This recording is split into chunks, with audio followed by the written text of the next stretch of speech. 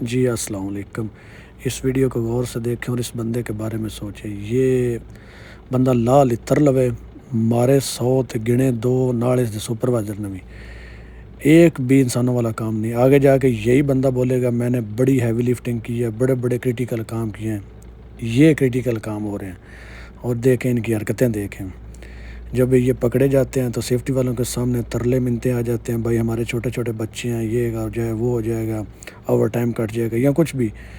پھر ان کی حرکتیں آگے جائیں گے، جب یہ دیکھیں ابھی ٹیگ لائن باندھی ہوئی ہیں، پروفیشنل طریقے سے اپنے طرف سے یہ سگنل بھی دے رہے ہیں، ریگر بھی آ رہا ہے۔